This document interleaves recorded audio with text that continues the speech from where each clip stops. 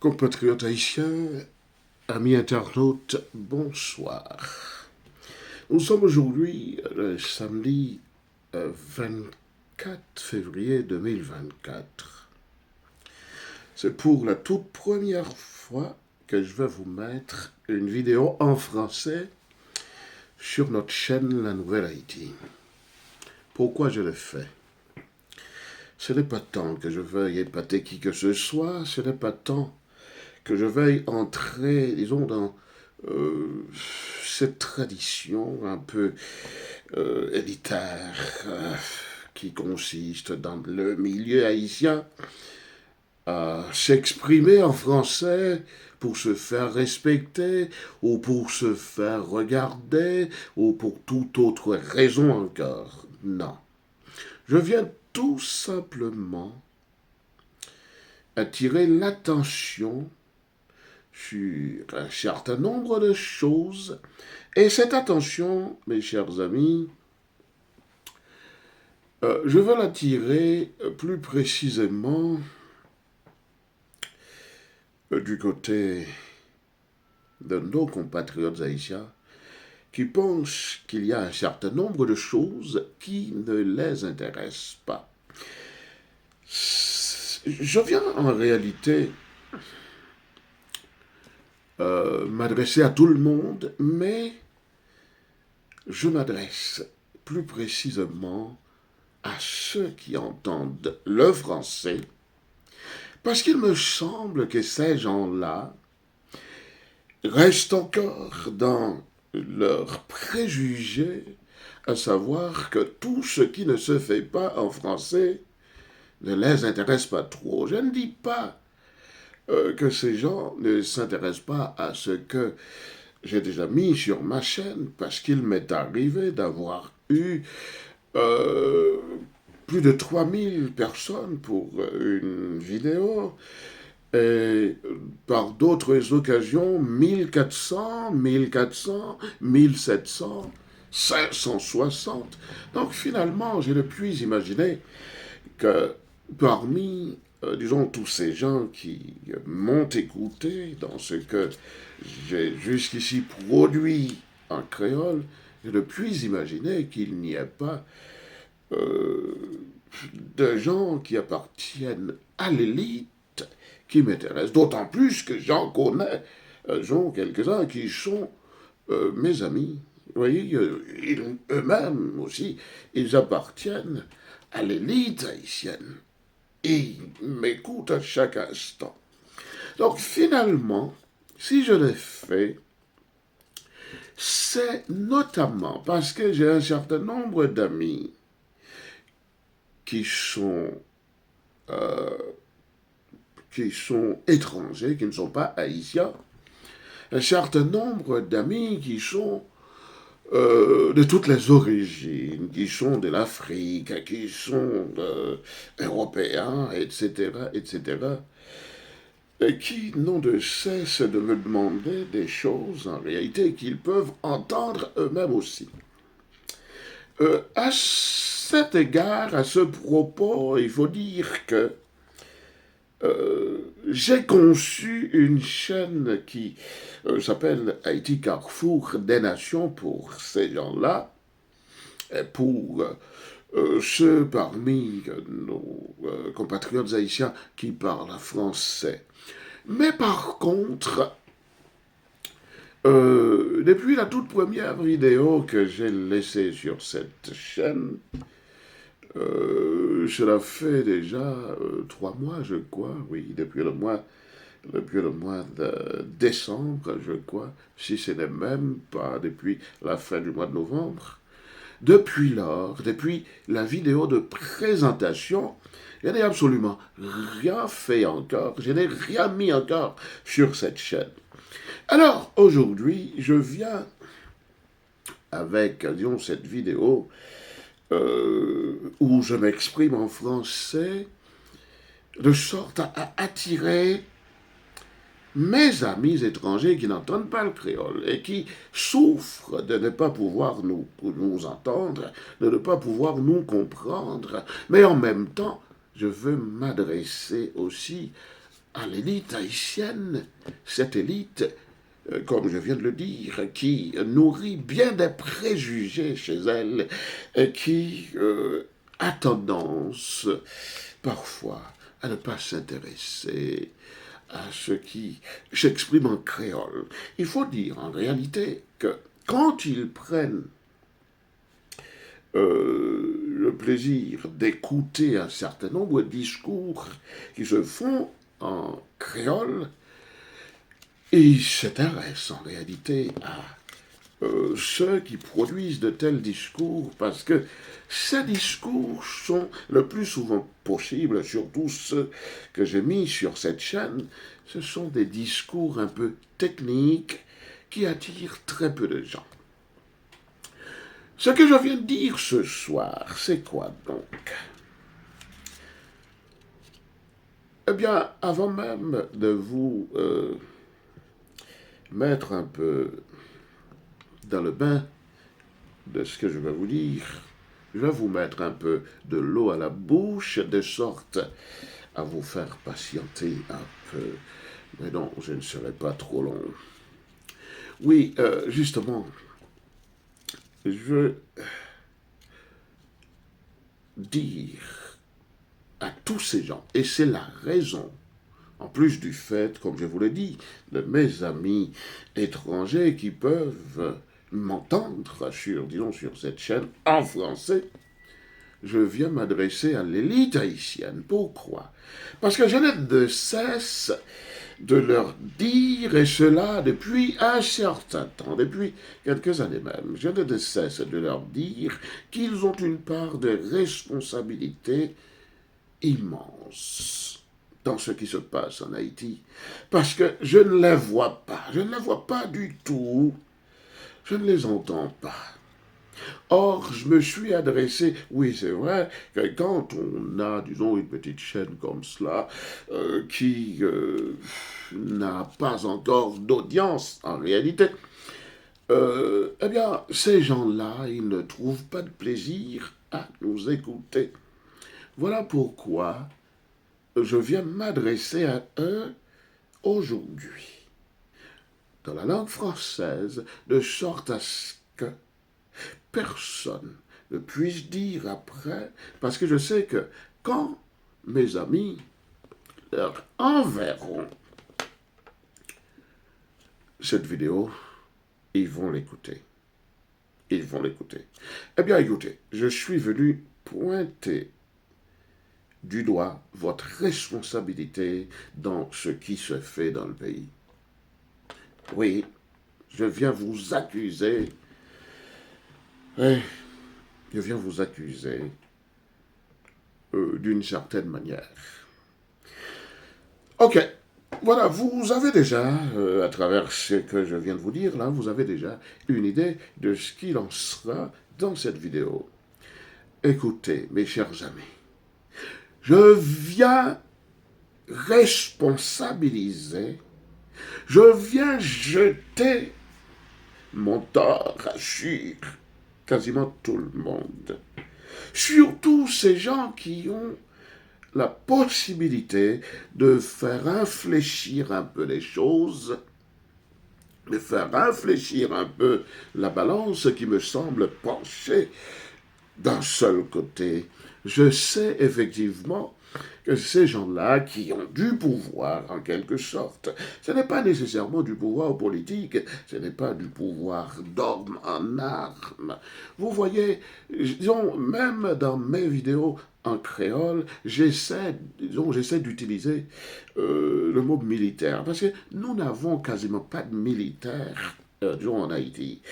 La petite armée que nous avons, cette armée d'environ 1000 hommes, ça ce n'est absolument rien. Ce n'est absolument rien, d'autant plus que cette petite armée n'a pas la voix au chapitre. C'est une armée, comme je l'ai dit dans une de mes vidéos en créole, comme je l'ai dit, une armée qui se subordonne à la police, ça me paraît un peu incongru, ça me paraît un peu insolite, mais malheureusement, c'est la réalité que nous voyons, disons, sur le terrain. Oui, je viens accuser ces gens. Oui, alors d'en venir à cela, laisse-moi terminer. Oui, je ne parle pas de militaires, parce que, comme vous le savez, la police qui tient le pavé, tout le pavé, voyez-vous, la police, malheureusement, disons, euh, ne fait pas partie des forces militaires. C'est plutôt une force en armes. Et ce n'est pas une force militaire. Oui, mes amis, je viens accuser tout le monde. Parce que je n'ai de cesse, depuis un certain temps, d'appeler à faire une entente nationale, un consensus national, un peu comme la République dominicaine l'a fait en 1995, environ 9 mois après ce que nous avions appelé une révolution, à savoir le départ des Duvaliers que nous avions obtenu en 1986. Ce n'était que 9 ans après que la République dominicaine allait, disons, par un consensus national, par une entente entre toutes les forces vives de la société dominicaine, parce que moi-même, disons, je travaille en anthropologie politique historique, je travaille, disons, sur la sphère que j'ai moi-même appelée ou que j'appelle, je l'appelle encore, euh, la Caraïbe du Centre. Et puis, de la Caraïbe du Centre, disons, j'ai fait une ouverture vers l'Amérique du Sud à travers le Porto Rico. Tiens, alors, moi-même, étant donné que je me suis spécialisé en anthropologie politique et historique sur des faits géopolitiques, enfin sur l'histoire d'ailleurs, disons, de ces pays, disons, de l'Amérique centrale, enfin, Caraïbe, qui appartient, enfin, qui fait partie de l'Amérique centrale, bien sûr. Oui, et puis également, disons, sur les faits politiques, les faits historiques de ces pays. Donc finalement, je sais de quoi je parle quand je vous parle de la situation dominicaine. Oui, effectivement, je sais de quoi je vous parle. Oui, mes chers amis, écoutez, je viens accuser toutes les forces vives du pays, tous ces gens-là qui peuvent, effectivement, dans une certaine mesure, qui peuvent aller à une entente entre eux, de sorte à trouver ce que j'appelle un consensus national pour sortir à la situation de sa crise, disons, ainsi que la République dominicaine l'a fait. Mais malheureusement, je ne vois personne, à l'exception du peuple, parce que, écoutez, quand vous parlez des forces vives, il n'y a pas toujours quelque attention d'introduire, de la part des autres, disons, d'introduire disons, la masse, voyez-vous, la masse, le peuple, le bas peuple. On ne trouve pas toujours intérêt à introduire cette masse dans les négociations, parce que pour ces gens-là, avec tous les préjugés que l'on nourrit, et cela dans presque toutes les sociétés, contre, disons, ou du moins à l'égard du bas peuple, on ne le considère pas comme faisant partie des forces vives. Alors pourtant, s'il y a une force en réalité, c'est le peuple, c'est le bas peuple qui le constitue, en raison même de l'écrasante euh, majorité qu'il représente. Mais hélas, on ne fait entrer en réalité, disons, le peuple de façon assez, disons, assez voilée, je dirais même assez allégorique. Voyez-vous, on ne fait entrer ce peuple dans les négociations qu'à travers seulement les représentants du peuple. à savoir les syndicats, les associations, etc., etc. Bon, laissons ça de côté et avançons pour enfoncer le clou dans l'accusation, disons à travers, avec l'accusation, nous venons, que nous venons prononcer, que nous venons exprimer, que nous venons proférer sur l'ensemble de ces gens qui ont du pouvoir, mais qui n'usent pas de leur pouvoir pour changer l'état des choses en Haïti. Quand on parle de force vive, on voit l'élite intellectuelle. On voit l'ensemble des professeurs, des médecins, des avocats, on voit les écrivains, on voit les ingénieurs, on voit, les commerçants, etc. Ceux qui sont, voyez-vous, dans toutes les sortes d'activités possibles dans la société qui leur confèrent un certain pouvoir. Mais malheureusement, ces gens-là, probablement que la majorité d'entre eux ne savent pas ce que c'est que le pouvoir dont ils disposent pour faire infléchir les choses et même pour amener ceux qui prétendent diriger le pays. Et je ne m'adresse pas nécessairement à ceux qui sont actuellement au pouvoir, mais je veux le dire je veux plutôt, faire allusion à l'ensemble de tous les gens du pouvoir dans notre histoire depuis, mon Dieu, depuis l'indépendance à ce jour-ci. Étant donné que la situation qui nous intéresse, ce n'est pas un jugement de l'histoire que nous sommes en train de faire, mais plus précisément un jugement de ceux qui sont au pouvoir aujourd'hui, de ceux qui ont le pouvoir ou qui s'accaparent du pouvoir et qui partagent ce pouvoir avec un certain nombre de petits bandits comme eux, sans penser à la majorité écrasante. Et quand je parle de la majorité écrasante, je ne parle pas que du bas peuple, je parle également de l'ensemble de ceux, même qui ont le pouvoir de faire changer les choses, mais qui s'enferment, soit dans quelque insouciance, ou qui, tout simplement,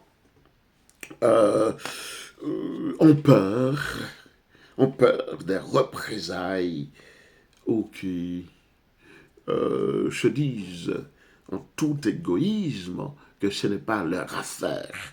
Non, ça, c'est quelque chose qui trahit chez l'ensemble des gens là, ensemble, dans lequel j'ai oublié de mettre les forces religieuses, voyez-vous, les forces religieuses, les directeurs d'école, etc., ceux qui ont, parce que eux-mêmes aussi ont du pouvoir. Ils ont du pouvoir, vous voyez. Parce que, laissez-moi vous raconter, une petite histoire, vite fait. Je me rappelle, voyons, oh là là, oh là là, oh là là, oh là là, cela fait tellement longtemps que j'ai laissé ces gens-là que je ne me rappelle plus trop. Bon, il y avait, un certain Johnny Joseph qui travaillait. Johnny Joseph, à l'époque, était mon professeur de français. Johnny Joseph travaillait, dans plusieurs établissements.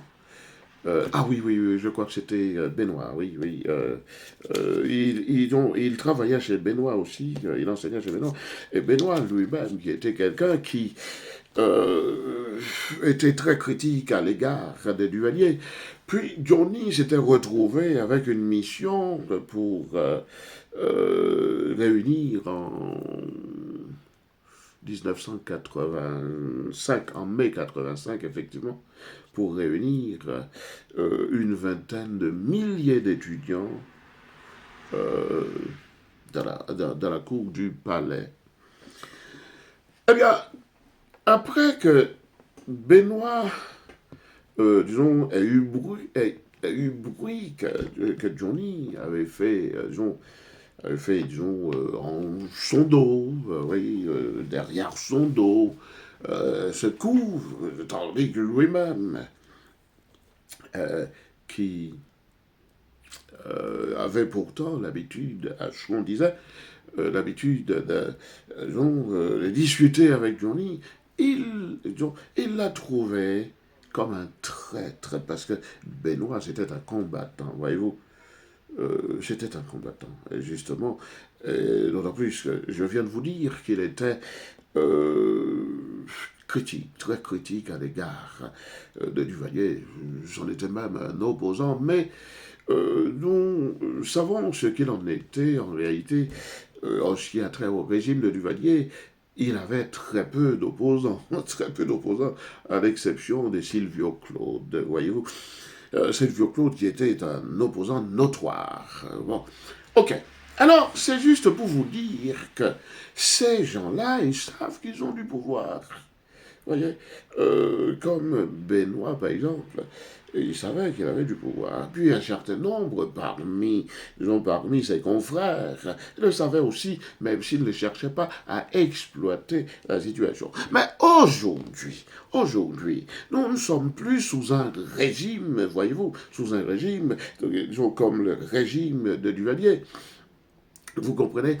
Donc, euh, avec ce que nous avons là comme situation, à savoir euh,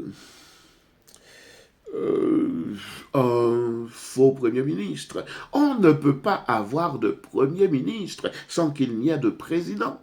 Mais non, mais ça n'a aucun sens, vous comprenez? Ça n'a aucun sens. Au moins, étant donné que j'ai appris de la part, oui, c'était dans une émission que Frédéric Boiron avait avec Jean Fils-Aimé. C'est là que j'ai appris, parce que moi-même, je ne le savais pas. Je croyais que la Constitution de 1887 donnait encore le pouvoir au juge de la Cour de cassation d'assumer le pouvoir. Et c'est en écoutant Jean Fils-Aimé avec Frédéric Boiron, c'est à ce moment-là que j'ai appris que Préval, Préval avait amendé la Constitution pour donner plutôt le pouvoir au Premier ministre qui, en cas de vacances présidentielles, devait passer, disons, soit 90 jours ou 120 jours.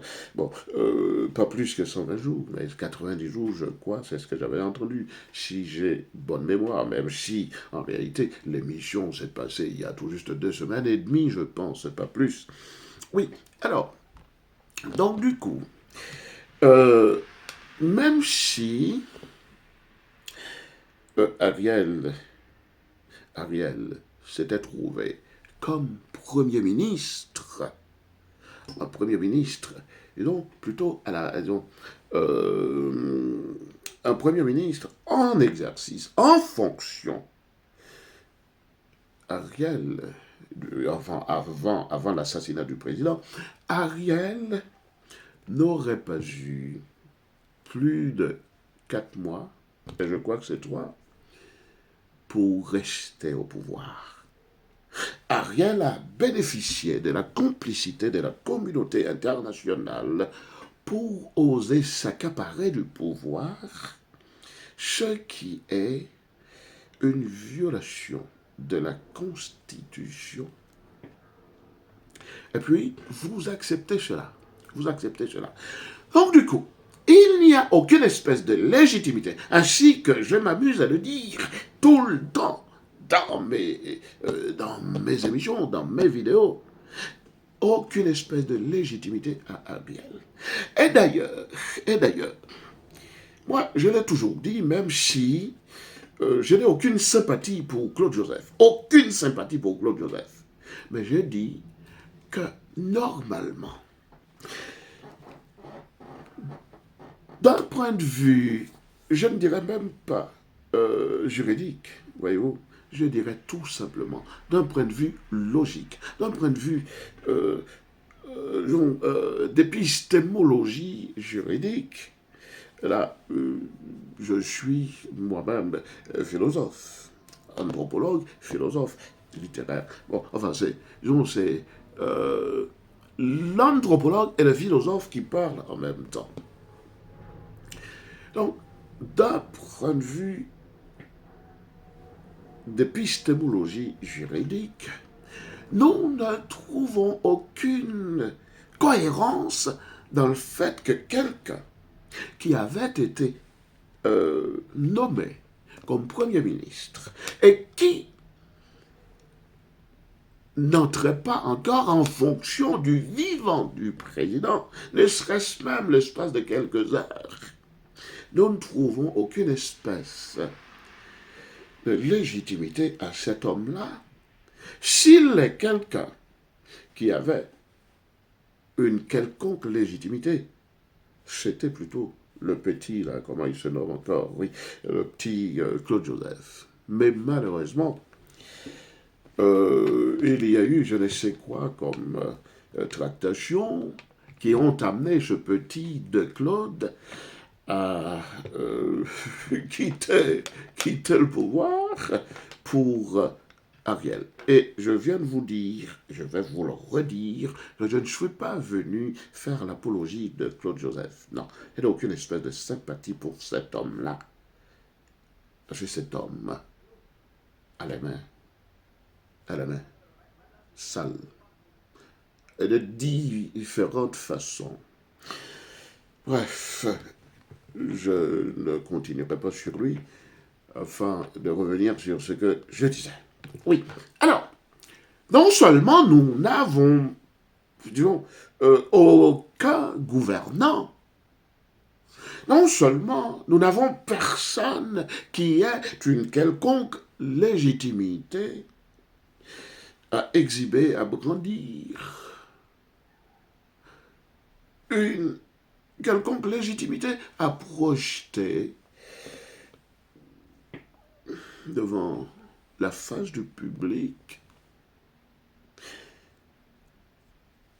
Mais nous exprimons en tant que gens à pouvoir, oui, nous avons du pouvoir. Parce que nous faisons partie du peuple.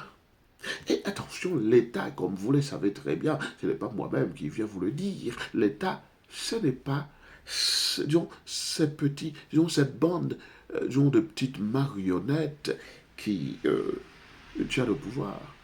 Ce n'est pas cette petite bande-là qui représente l'État. L'État, c'est l'ensemble de la nation, vous comprenez? Moi, je ne vois pas de dirigeant, mais comment pouvez-vous, je ne sais, si c'est parce que vous avez peur des représailles, et d'ailleurs, il y en a qui ne feraient l'objet d'aucune espèce de représailles.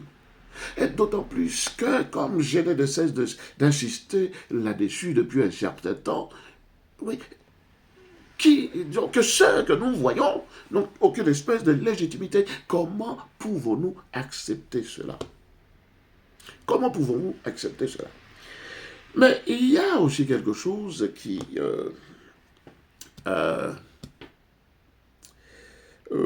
est frappant, disons, dans l'histoire, c'est que même les intellectuels qui sont un peu partout dans le monde ne cherchent pas à se réunir entre eux pour pousser un mouvement d'envergure qui serait de nature à intimider en quelque sorte ceux qui veulent aller s'accaparer de notre pays, s'accaparer de nos biens. Je ne vois absolument rien.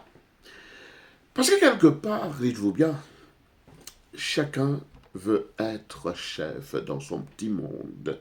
Chacun veut être le seul coq de la basse-cour. Et cela dit, personne, voyez-vous, personne ne veut faire alliance avec personne.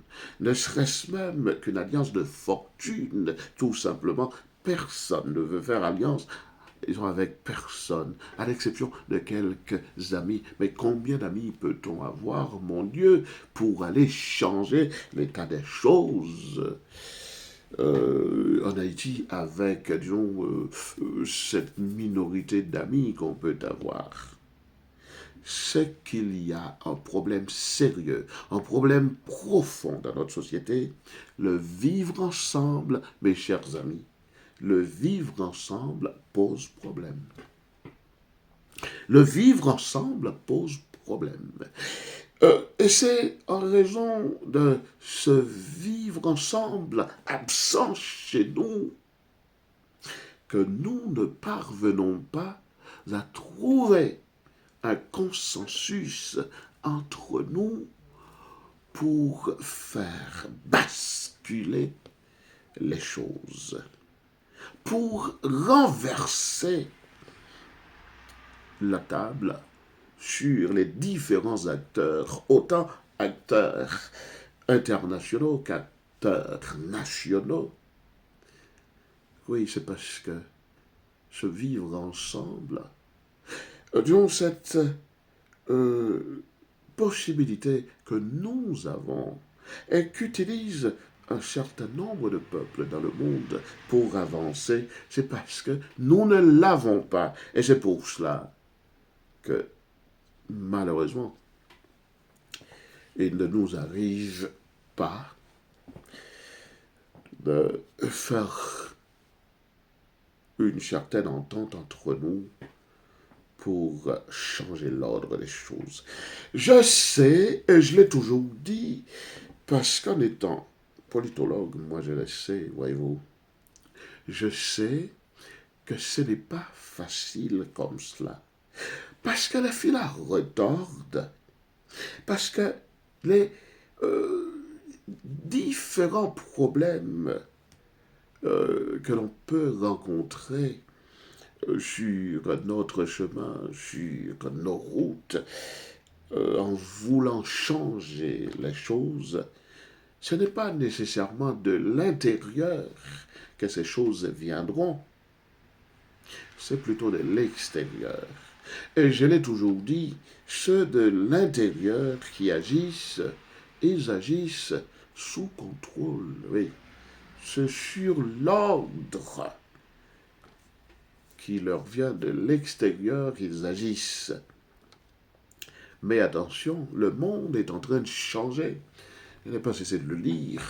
Et puisque le monde est en train de changer, il y a de la possibilité de changer un peu les choses, voyez-vous. Il y a de la possibilité de changer les choses là actuellement. Vous savez, pendant la période de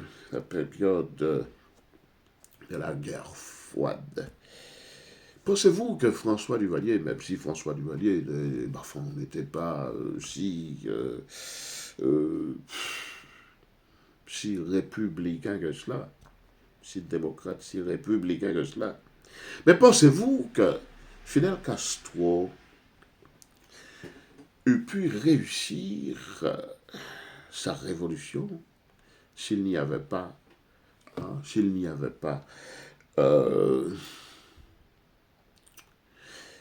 disons, cette rivalité, voyez-vous, pour le partage du monde entre le bloc de l'Ouest et le bloc de l'Est, mené par l'Union soviétique. Non, cela n'était pas possible, n'aurait pas été possible, vous comprenez?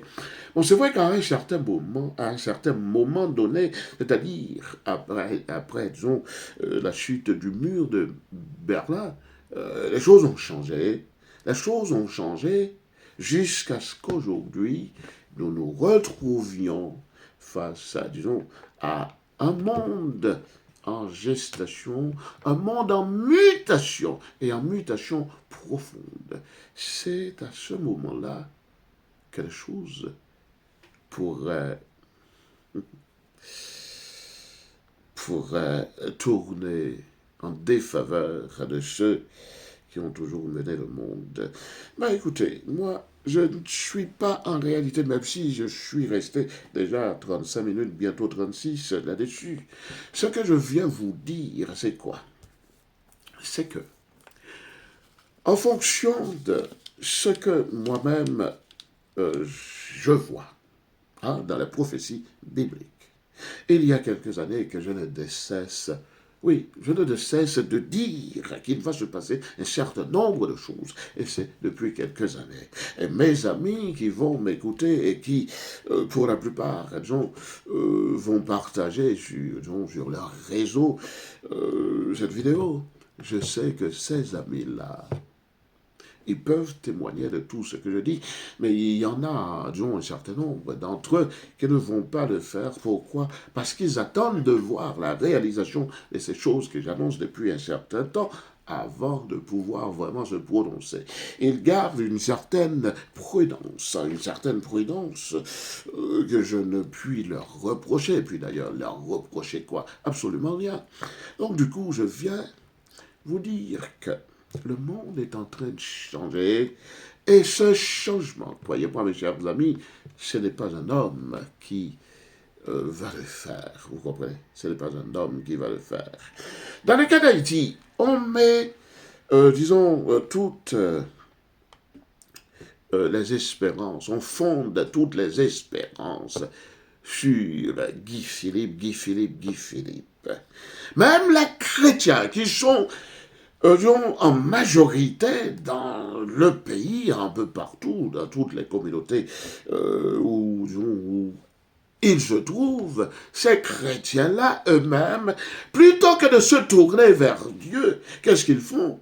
Ils cherchent plutôt un sauveur, en la personne d'un simple homme, en la personne d'un homme, ils cherchent un sauveur, à la personne de Guy Philippe. Et quand on leur dit, mais écoutez, vous savez, en tant que chrétien, vous ne devriez pas fonder autant d'espoir sur Guy Philippe. Guy Philippe ne viendra apporter absolument rien. Mais qu'est-ce qu'ils vous répondent?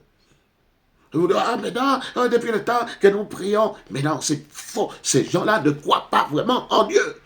Ils ne croient pas vraiment en Dieu. Ce n'est pas en réalité qu'ils ne croient pas en Dieu, mais malheureusement, les pauvres diables, c'est ce qui leur a été donné comme instruction. Parce que l'Église est là pour former, oui, justement. L'Église instruit. Mais cette Église-là, elle instruit comment, de quelle manière? Et moi, je parle de l'Église chrétienne en général, oui. Ça instruit de quelle manière? Mais non, mais non, mais non, mais non, mais non. Écoutez, moi, voilà ce que je vois. Je vois chez ces gens-là un tas d'imposteurs qui viennent faire de l'argent à quelle que soit la dénomination, oui, à quelque dénomination qu'ils appartiennent, ces gens-là, ils viennent faire de l'argent sur le dos des fidèles, sur le dos des gens, sous le prétexte qu'ils viennent leur apporter la parole de Dieu. Mais cette parole-là, ils l'ignorent, effectivement, ils l'ignorent. Ils ignorent cette parole. Parce que, dites-vous bien, quand moi-même, je me mets à dire depuis un certain temps que nous ne sommes pas à la fin des temps, mais que nous sommes à la fin d'une époque, oui, à la fin d'une époque, et moi-même en tant que quelqu'un qui lit la Bible, quelqu'un qui étudie profondément la Bible avec tout ce que j'ai comme outil euh, herméneutique pour, disons, pour la lire, et bien la comprendre, et bien la décrypter. Mais écoutez, quand je leur dis cela, écoutez, vous savez, ce n'est même pas eux-mêmes, hein, en parlant des, disons, des dirigeants, ils restent tranquilles parce qu'ils savent, disons, la profondeur du travail qu'ils font chez leurs ouailles, chez leurs fidèles. Ils le savent, oui, effectivement. Et là, ils restent tranquilles. Ils rient long de moi. Ils rient de moi, ils rigolent sur moi, parce qu'ils savent que leurs membres seulement, à cause de leur ignorance profonde, ils savent que ces membres-là, ouais, me prendront soit la tête, ou s'ils me laissent la chance de ne pas me prendre la tête, au moins ils me prendront la langue, voyez-vous. Ils me prendront la langue. Ils sont tranquilles chez eux. Mais je n'ai pas cessé de leur dire que même aussi, ils vont en quelque sorte payer avec tous les autres. Mes chers amis, je vais vous faire une vidéo assez longue là aujourd'hui. Vous avez l'habitude d'écouter un certain nombre de gens qui n'ont absolument rien de sérieux à vous apporter. Vous avez l'habitude de les écouter sur 2h52 sur 3h50 et même sur 4h, etc. Oui, que ce soit, disons, des petits blancs-becs qui viennent d'un peu partout, vous raconter n'importe quoi. Ou encore, les soi-disant hommes de Dieu qui viennent vous raconter vraiment, disons, des sottises, hein, des paroles pleines de stupidité. Vous avez l'habitude de les écouter, mais écoutez, moi-même, je viens vous dire un certain nombre de choses qui sont à savoir, mais que vous ne savez pas, eh bien, si vous ne voulez pas m'écouter, tant pis pour vous, mais au moins, même si vous ne m'écoutez pas, alors faites-moi plaisir au moins, disons, d'envoyer mes vidéos à quelques-unes de vos connaissances, quelques-uns, quelques-unes aussi de vos connaissances, et comme cela, disons, mes vidéos tomberont sûrement sur des gens qui voudraient bien les écouter. Oui, écoutez, moi, je n'ai pas cessé de vous dire que ces gens-là, en parlant des pasteurs, en parlant des prêtres, etc., ils ne vous disent absolument rien sur la Bible qu'ils ne connaissent pas vraiment, vous comprenez? Non, ils ne la connaissent pas. Et moi, je vous dis, d'après Apocalypse, je vous ai assez renvoyé à ma chaîne Auteur spirituel. Mais bon, il n'y a pas, il n'y a pas grand monde, ou je dirais même qu'il n'y a personne qui y va en réalité. Et si vous y alliez, vous auriez vu l'étude que j'ai faite sur Apocalypse 12 et vous comprendriez tout ce qui doit se passer. Tout ce qui doit se passer actuellement. Et croyez-moi, il se passera un certain nombre de choses. Dieu les a décidées, ces choses-là. Personne ne peut les empêcher de se réaliser. Elles se passeront. Oui, elles se passeront. Elles se passeront. Et c'est dans ce même contexte que je vous dis, disons, à vous autres compatriotes haïtiens, pour ceux qui vont m'écouter, effectivement, c'est ici que vous allez prendre connaissance de cela. Disons je veux dire pour vous autres, mes amis étrangers qui n'entendent pas le créole, qui n'entendaient pas, pardon, le créole, eh bien, vous allez aussi prendre connaissance ici, là, de ce que je vais dire à propos de tout ce que j'ai déjà dit dans mes vidéos en créole. Par exemple, si vous allez... Oui, si vous allez dans ma vidéo du 28 avril dernier, Si vous allez également, oui, vidéo du 28 avril dernier, est-ce que je disais là-dedans? Oui, alors, enfin, le titre, c'est quoi? Message pour tout Haïtien jeudi 28 avril, là. Mais surtout pour nous-mêmes qui sommes chrétiens. Et puis, si vous allez euh, dans ma vidéo du 4 mai, vous allez... oui, cette vidéo a pour titre Est-ce que Ariel Akelbe yo pral fait mouvement Boakalea échoué? Ça, c'était du 4 mai. Et puis, le 13 mai, j'avais dit également dans cette vidéo qui a pour titre Message espoir pour peuple haïtien, hein? Pas la guerre. Moun kap mène mouvement, voyez message pour nous. Eh bien, il s'agit de quoi dans ces 3 premières vidéos que je viens de vous citer? Écoutez, j'ai dit dans ces 3 vidéos-là que le mouvement, vous entendez? Le mouvement que vous avez vu poindre en avril 2023 dernier, j'ai dit que ce mouvement-là est un mouvement qui est décidé par Dieu lui-même.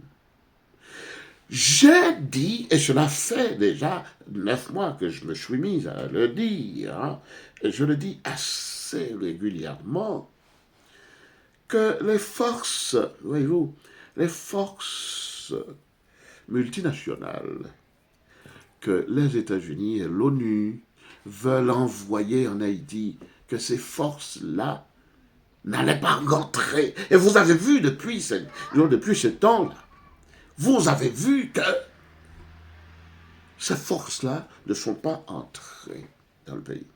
Mais par contre, j'avais dit qu'il y aura des conditions pour que ces forces entrent. Et ces conditions-là, vous savez, c'est l'attitude que vous autres, en tant que peuple, nous autres, citoyens haïtiens, où que nous soyons dans le pays ou ailleurs, c'est à nous autres faisons de faire en sorte, et surtout nous autres chrétiens, de faire en sorte que ce mouvement échoue. Mais malheureusement, je dis que cette force multinationale, ou bien qu'elle s'appelle Kenyan, etc., mais je dis que cette force-là pourrait entrer dans le pays sous cette condition. Alors,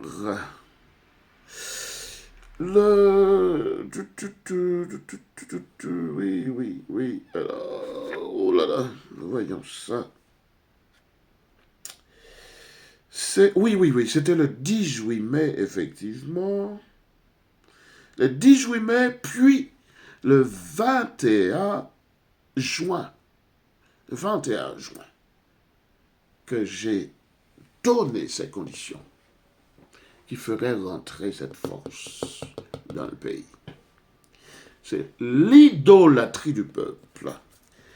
Ce peuple est ridicule, et je parle surtout des chrétiens. Surtout des chrétiens, qui, plutôt que de se tourner vers Dieu, se tournent de préférence vers un homme, vers Guy Philippe. À ce moment-là, il n'était pas encore question de Guy Philippe. Mais ces chrétiens qui n'écoutent pas la parole qu'un messager de Dieu pourrait leur apporter, mais qui s'abusent de préférence à faire confiance à ces gens-là qui sont les ennemis jurés du Dieu d'Israël. Oui, quand je dis le Dieu d'Israël, vous savez, le Dieu d'Israël, c'est le Dieu. Donc c'est le seul Dieu qui existe. Le Dieu de l'univers, le Dieu d'Israël. Pourquoi donc Dieu d'Israël? Ça, vous le savez, c'est parce que la Bible nous rapporte, nous raconte que Dieu avait choisi Abraham, et de là, il devient pour la descendance d'Abraham, d'Isaac, de Jacob, qui devient le peuple d'Israël d'antan. Oui, je dis que, normalement, l'une des conditions qui pourrait amener ces gens-là d'entrer dans le pays, qui pourrait faire s'arrêter ou qui pourrait freiner le mouvement du peuple depuis, disons, avril de l'année dernière, j'ai dit au 18 mai et le 25 juin également, je dis que c'est l'idolâtrie du peuple qui se tourne de son vrai Dieu pour aller plutôt vers ceux qui professent et qui invitent à professer un autre Dieu que le Dieu des cieux. C'est cette idolâtrie-là qui ferait, oui, qui ferait s'arrêter le mouvement, qui freinerait le mouvement. Et nous l'avons vu freiner vraiment. Eh bien, je viens vous dire, mes chers amis, je viens vous dire, si vous pensez que c'est un homme, que c'est Guy Philippe qui va faire le mouvement, qui va faire les choses, hein? Si vous vous tournez vers Guy Philippe au point où Guy Philippe devient votre Dieu, plutôt que de vous tourner vers Dieu, notre Dieu des cieux, notre Dieu tout-puissant, eh bien écoutez, là vous allez voir, le mouvement va échouer. Et puis, il n'a pas cessé de vous dire, disons, et d'ailleurs dans les trois premières vidéos que je vous ai citées, hein, vous pouvez aller les consulter sur ma chaîne. J'ai dit qu'il ne faut pas s'attendre à ce que le mouvement, disons, continue. Non, il ne faut pas s'attendre de préférence. Je suis un peu perdu parce qu'il y a quelqu'un qui m'appelle, donc je suis un peu perdu. Oui, j'ai dit que ce mouvement qui a commencé pourrait probablement être le mouvement qui finira par délivrer le pays, mais qu'il ne faut surtout pas s'attendre à voir la véritable délivrance d'Haïti commencer avant 2025, avant janvier ou février 2025. C'est ce que j'ai dit. C'est ce que j'ai dit. Mais personne n'y a prêté attention. Personne n'y a prêté attention. Même les chrétiens, et parmi ces gens-là,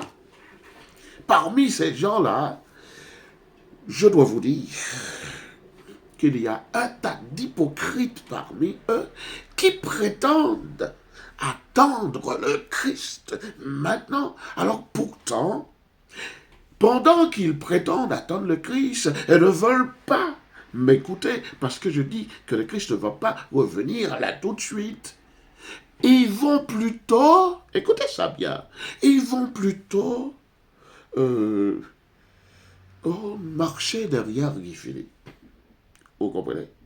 Moi-même qui suis venu en tant que spécialiste dans différents domaines, notamment en tant qu'étudiant de la Bible, vous comprenez, vient leur apporter une explication des choses qu'ils ne trouvent nulle part ailleurs, parce que ceux qui les utilisent pour faire fortune sur leur dos ne connaissent pas ces choses, ou du moins ne les leur enseignent pas.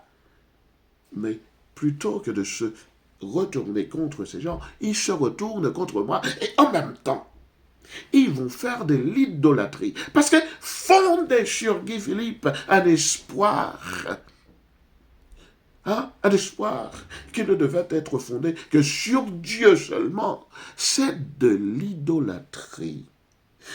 Il n'y a absolument rien de différent, absolument rien comme différence par rapport aux vaudouisants, aux francs-maçons, aux rosicruciens, etc., qui vous invitent à aller vers leur Dieu. Oui. Non, le fait, effectivement, d'avoir Guy Philippe, vous comprenez, d'avoir Guy Philippe pour libérateur, alors qu'il n'y a un seul libérateur, c'est Dieu lui-même. Et je vous le dis, dans pas mal de vidéos, oui, je ne pourrais vous les citer toutes, je vous le dis, vous savez très franchement, mes chers amis, très franchement,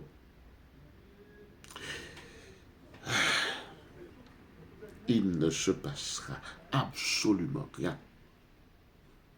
Il ne se passera absolument rien. Et même, voyez-vous, et même le rendez-vous que je vous donne depuis 9 mois déjà, sur ma chaîne, bien sûr. Oui, depuis 9 mois déjà, depuis le mois d'avril, vous comprenez? Et 10 mois même, je pourrais dire, oui. Ce rendez-vous-là, qui vous invite à patienter jusqu'au mois de janvier ou février 2025, vous savez, même là encore, il se pourrait que Dieu n'agisse pas. Et ce n'est pas parce que, vous comprenez, ce n'est pas parce que euh, je cherche, disons, un alibi pour défiler après, comme le font un certain nombre de ceux qui viennent faire des prophéties, des faux, je parle des faux prophètes, des faux prophètes actuels là, qui viennent faire, disons, vous annoncer, disons, des prophéties qui, quand elles ne s'accomplissent pas, cherchent des excuses. Moi, je ne cherche aucune espèce d'excuse. Moi, je dis que ce qui empêche, voyez-vous, ce qui empêche le mouvement, oui, ce qui empêche le mouvement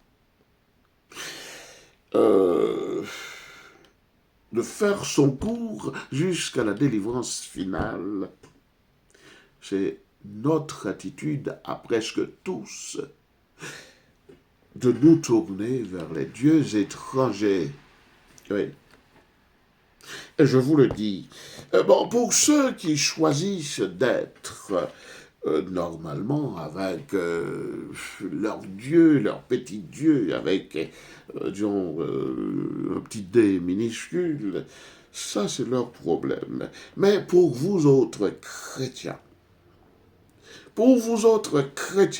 et notamment vous autres protestants de toutes les confessions possibles, si vous vous comportez comme vous le faites, c'est-à-dire à faire plus de confiance à ceux qui viennent vous entraîner dans quelque idolâtrie que ce soit, dans quelque forme d'idolâtrie que ce soit.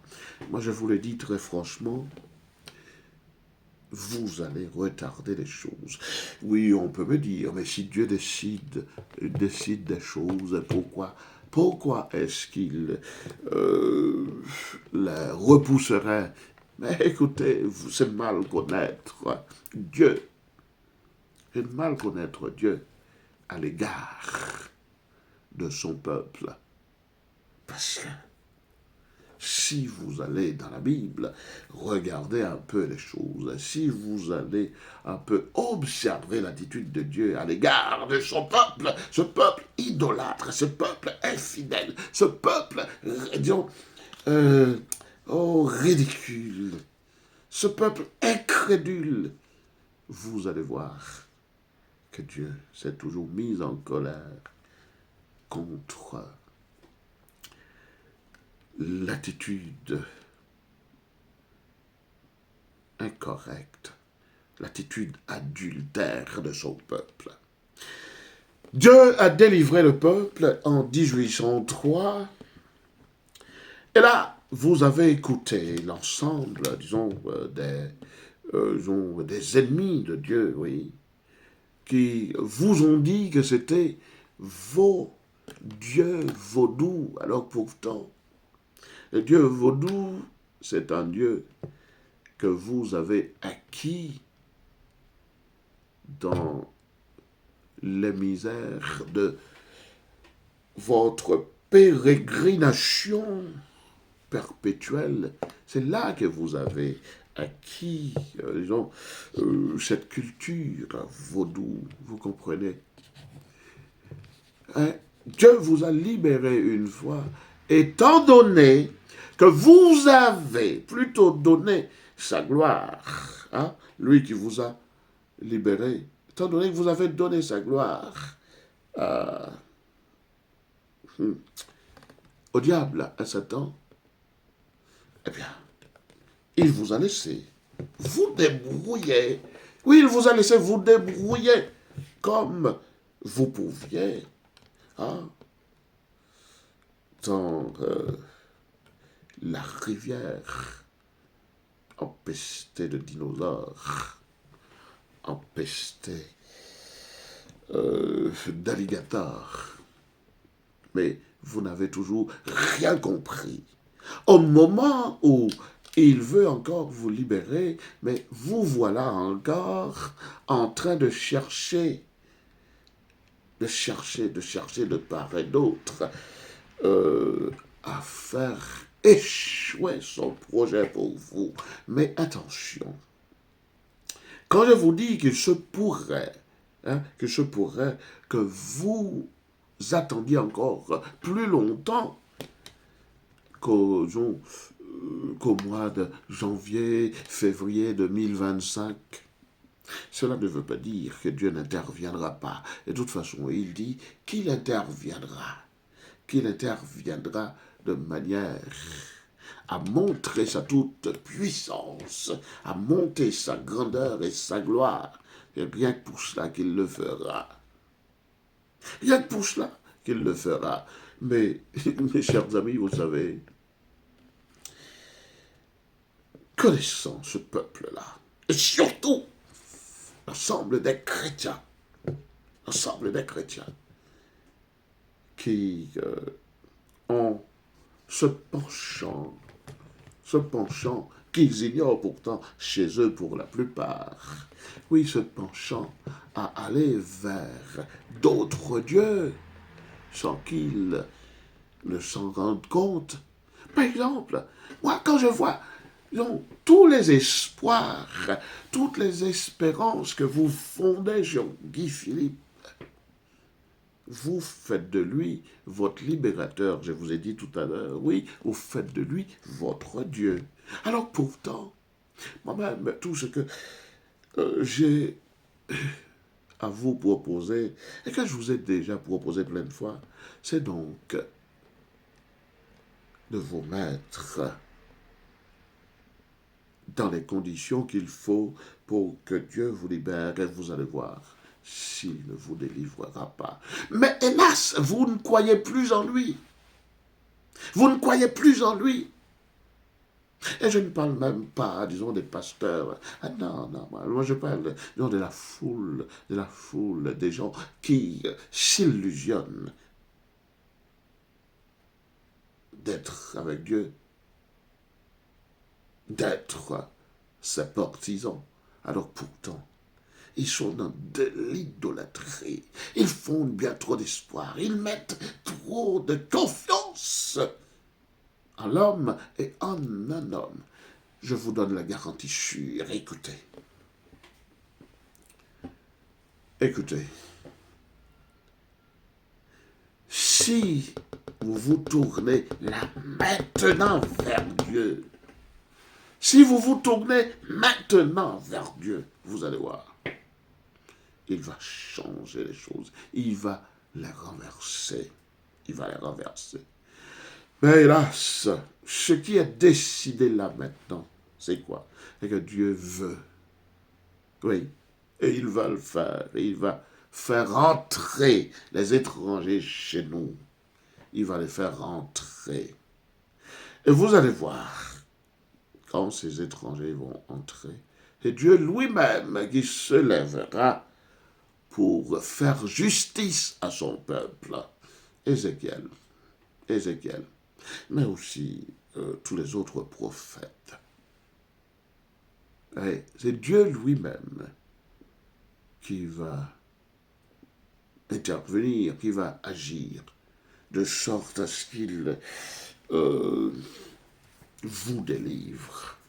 Mais à ce moment, vous allez vous demander, bien sûr, oui, si vous ne vous le demandez pas déjà, mais comment, dans ce cas-là, faire la différence entre les messagers de Dieu et les messagers de l'autre camp? Mais écoutez, vous savez, les messagers de Dieu, vous les verrez échapper à ce qui doit arriver. Mais par contre, ceux qui font la promotion de Baal, ceux qui font la promotion des faux dieux, et qui cherchent à vous amener à leur Dieu, et qui cherchent même à vous détruire, à vous détruire physiquement parlant, oui, pour s'accaparer de votre terre. Vous allez voir, ceux-là, tous ces ennemis de Dieu périront. C'est Dieu qui le dit, effectivement, il le dit.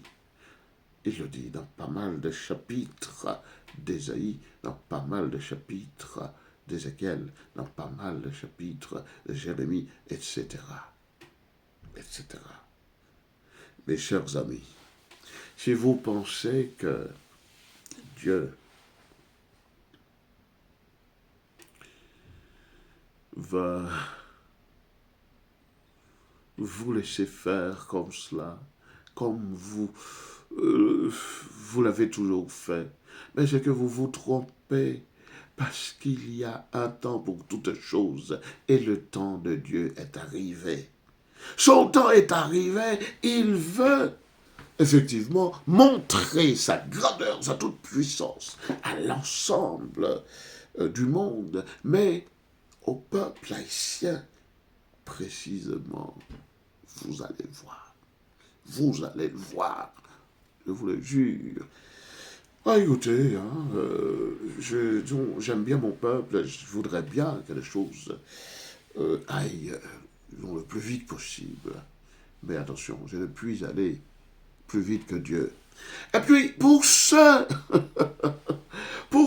qui vont grandir quelques arrogances en disant mais non, mais depuis le temps que Dieu est là, mais qu'est-ce que ce fameux monsieur clairvoyant vient dire, vient nous raconter. Ah, mais non, c'est non, Dieu,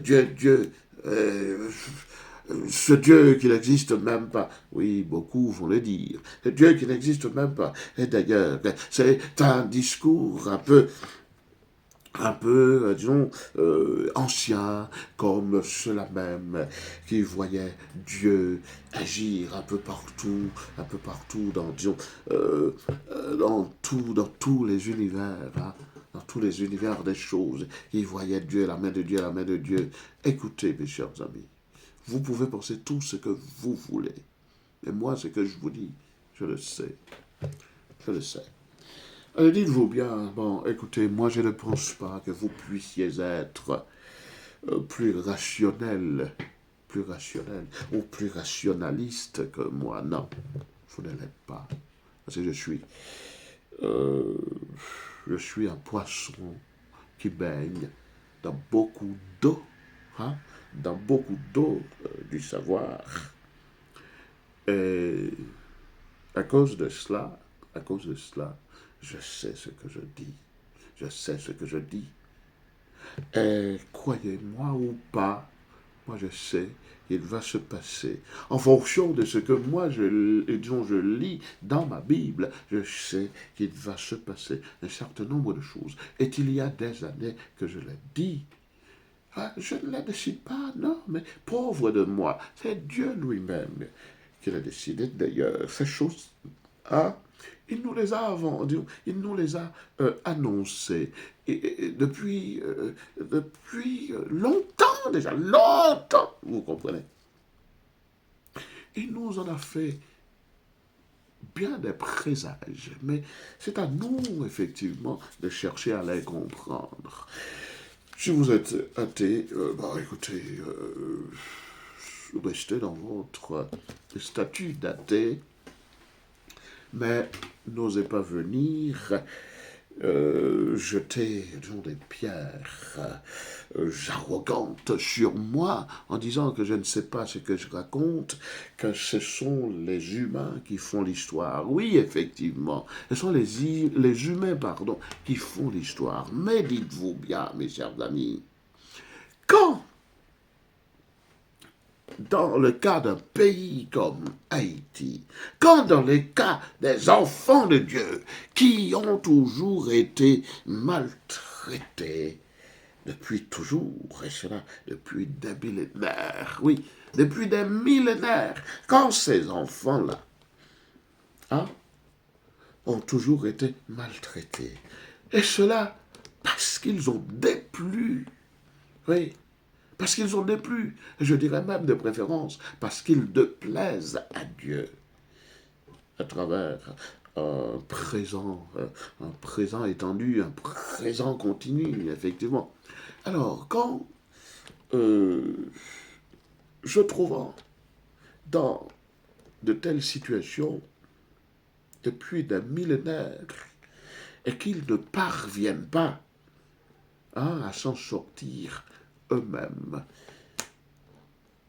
il n'y a oui, bon, enfin, dans le cas du peuple haïtien et de d'autres peuples encore, il n'y a que Dieu seul, parce que les choses étaient ainsi décidées. Et c'est pour ça que Dieu dit que c'est à travers euh, son intervention. Dans le cas d'Haïti, ce n'est pas dans le cas de la planète entière. Hein. Pour ceux qui probablement m'ont déjà entendu sur Auteur spirituel, ma chaîne en France, et où je ne fais où je ne fais que parler des choses spirituelles uniquement, des choses religieuses. Oui. Alors donc, vous savez, dans le cas d'Haïti, il n'y a que Dieu. Croyez tout ce que vous voulez. Mon discours ne consiste pas à décourager ceux qui veulent lutter. Et d'ailleurs, vous savez, pour vous autres Haïtiens, malheureusement pour mes amis étrangers qui n'entendent pas le créole, ils ne peuvent pas comprendre. Mais pour vous autres amis et compatriotes haïtiens qui entendez le créole, bah, écoutez, moi, je vous ai enfin, dit plein de fois, je vous ai dit plein de fois, pourquoi est-ce donc Dieu est-ce donc Dieu qui interviendra dans le cas, disons, de ce pays Vous m'avez entendu dire pour ne pas m'accuser, et c'est cela que je vous disais, mais j'avais disons, une petite déconcentration qui m'a fait oublier. Bien, heureusement que je m'en souviens là.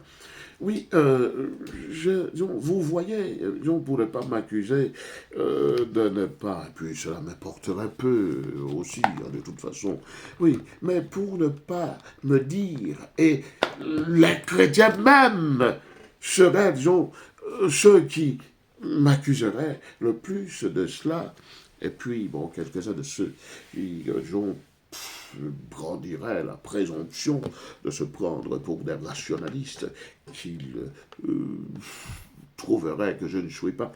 Oui, vous avez pourtant vu comment j'ai encouragé, disons, le mouvement, même si je n'ai jamais cru dans ces choses-là, hein, dans ce mouvement-là. Vous comprenez? Même si je n'ai jamais cru dans ce mouvement, surtout le mouvement de Guy Philippe. Vous comprenez? Je n'y ai pas cru, ça vous le savez. Mais par contre, je l'ai encouragé et j'ai même dit plusieurs fois qu'il faudrait effectivement se mettre de son côté, même si je ne lui fais pas confiance, même si je sais qu'il ne va absolument rien apporter, qu'il faut se mettre de son côté, et puis lui reprendre le mouvement après. C'est ce que j'avais dit. Donc c'est une façon de vous dire que je ne suis pas indifférent à ce que le peuple agisse. Oui, le peuple peut agir, mais le souci c'est quoi? C'est que agir ou pas, je vous ai donné toutes les consignes qui feraient marcher les choses. Oui. Si vous voulez, vous autres chrétiens, si vous voulez que les choses aillent plus vite pour vous, vous n'avez qu'à faire une seule chose, à empêcher de vous laisser entraîner dans l'idolâtrie. Oui. Sous quelque forme que puisse apparaître cette idolâtrie. C'est aussi de croire en Dieu qui agira effectivement euh, pour changer les choses. Oui, pour changer les choses, Dieu pourrait faire, oui, il pourrait faire apparaître des hommes auxquels il confierait, disons, quelques missions, oui, certaines missions, pour faire, disons, pour faire des choses. Mais contrairement, et là je vais terminer avec vous, oh, j'espère que vous irez jusque-là, hein, jusqu'à la fin de la vidéo. Oui, oui, contrairement à la situation du monde, vous comprenez? La situation du monde, où je dis que ce qui se passerait d'après Apocalypse 12, ce ne sera pas une force surnaturelle, mais plutôt l'ensemble des hommes. Ce que je trouve dans la métonymie de la terre, voyez-vous. C'est une métonymie, disons, plutôt une métaphore métonymique, voyez-vous, une métaphore métonymique plutôt. Oui, mais on peut y voir seulement une métonymie. Oui, on peut voir, voyez-vous, disons, une métonymie dans le texte. Oui, cette métonymie de la terre qui va avaler le fleuve. Et le fleuve, moi, je vous ai dit à propos de cette métaphore, je vous ai dit ce que c'est, ce que c'est. Oui, bon, non, oh, ce n'est pas ici que je vous l'ai dit. Oh là là, je vous parle comme si comme si j'étais sur auteur spirituel. Je suis désolé. Oui, le fleuve, c'est le fleuve de perversion, disons le fleuve de perversion, le fleuve de corruption, le fleuve de l'immoralité. Voilà, dans Apocalypse 12, Dieu dit que la terre viendra.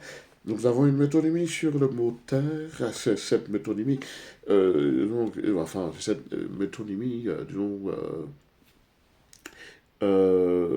qui sera, disons, la cause, effectivement, de l'assèchement du fleuve, voyez-vous, de l'avalement, de l'engloutissement même du fleuve. Et cette métonymie, ça représente quoi? Eh bien, écoutez, c'est l'ensemble des hommes, là, effectivement, pour le monde, oui, pour le monde, dans le cas du monde, disons dans son ensemble, c'est l'ensemble des populations du monde qui va effectivement euh, provoquer ce mouvement. Dieu va agir à travers la foule des hommes, contrairement à l'époque de Noé et disons, à l'époque de Babel, où Dieu est intervenu à chaque fois de manière différente.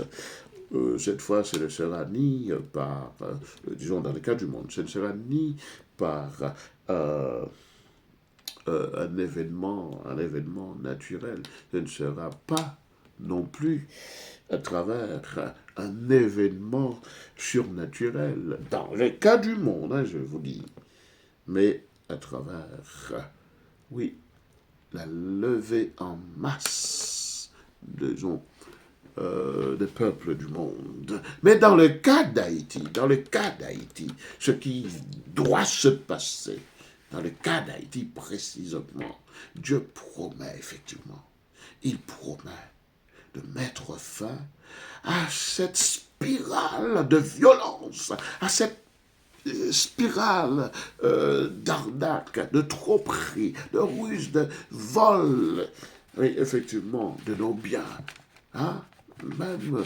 de, de tout ce que nous possédons. De tout ce que nous possédons, de nos enfants même, voyez-vous, vous comprenez, de nos enfants, de nos terres, de nos biens, voyez-vous, de notre liberté, etc., de notre sécurité. Écoutez, Dieu dit que c'est lui-même qui interviendra. Bon, là, cela pourrait laisser croire qu'il pourrait s'agir d'une intervention surnaturelle pour libérer Haïti. Mais ça peut être aussi une intervention à travers les forces, disons les forces de la nature. Tout comme aussi, ça peut être également une intervention humaine, voyez-vous, c'est-à-dire une levée en masse d'une quantité d'hommes, oui, pour changer les choses.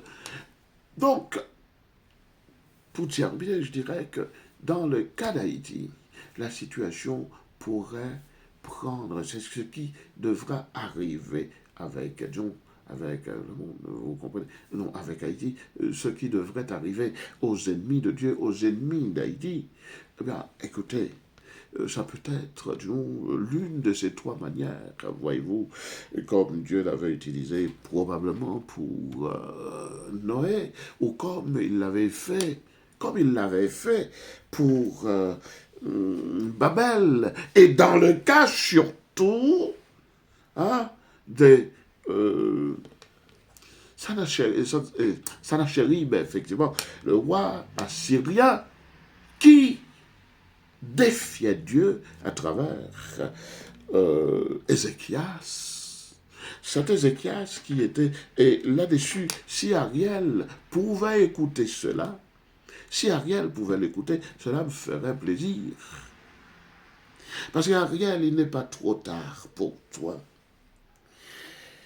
Ou bien tu te comportes comme Saül et tu te perds, ou bien tu te comportes comme Ézéchias. Parce qu'Ézéchias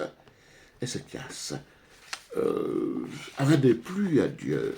Parce qu'Ézéchias était un ennemi de Dieu même, oui. C'est lui-même, disons, il avait fait détruire, disons, les autels consacrés à l'Éternel. Ouais, il les avait fait détruire. Et Sanchérib, Sanchérib ou Sanachérib, mon Dieu, oui, Sanachérib ou Sanchérib, peu importe, oui, avait, disons, défié Ézéchias. Il voulait entrer, voyez-vous, à Jérusalem pour aller occuper disons, la population. Mais Dieu a promis, quand Ézéchias a vu cela, et ça c'est pour Ariel, hein, quand Ézéchias a vu cela, Ézéchias s'est tourné vers les serviteurs de l'Éternel, le prophète Ésaïe, d'autres, d'ailleurs, et le sacrificateur également, et il s'est tourné vers Dieu aussi, voyez-vous, il s'est tourné vers Dieu au point où Dieu lui a fait une promesse et il s'est passé quelque chose de surnaturel. De surnaturel. Eh bien, Sennacherib, Dieu lui a fait une promesse à Sennacherib qu'il allait, disons, lui donner un os à la bouche. Effectivement, Sennacherib a eu du pain et disons sur sa planche. Et l'Éternel, l'espèce d'une nuit,